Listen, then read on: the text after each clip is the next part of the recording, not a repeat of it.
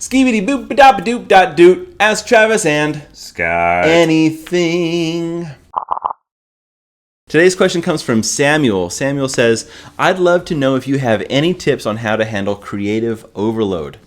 Yeah. By this, I mean that when you are collaborating to solve a problem, how do you get all of your ideas onto the paper? I often feel that the best ideas pop into my brain, but in a split second later, the next idea has taken its place. Any ideas? Don't worry about those ideas that don't come. If you're having so many ideas that are flying in like that, I mean, get out what you can, but don't worry about those ones that you can't get out, because if there's that much coming in, you're gonna wind up with something.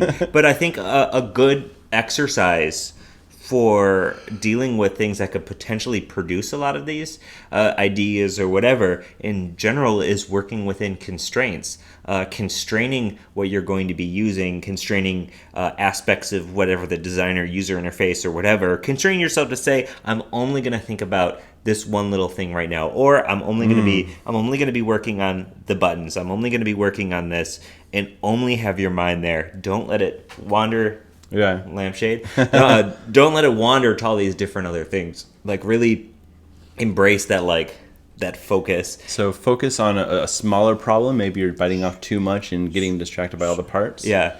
Shrink it down. Secondly, I would recommend to try to optimize your capturing tool.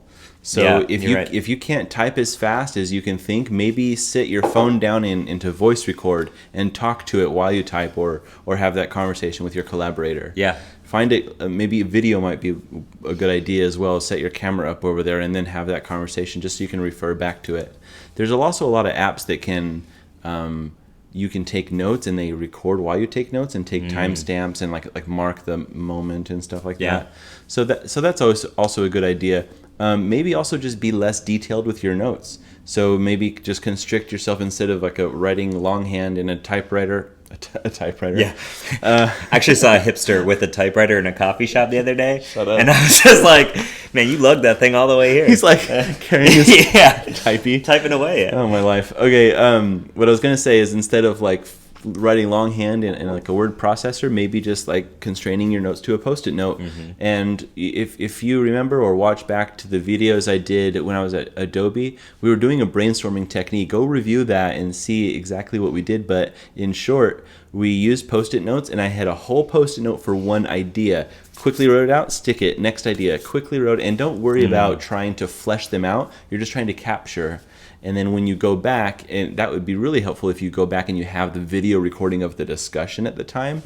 But I think we have two really good suggestions for you. Number one, cut your focus of your ideation sessions down to specific parts of the problem rather than getting distracted. That was Scott's suggestion. And mine is to learn how to optimize your capturing tools. Yeah.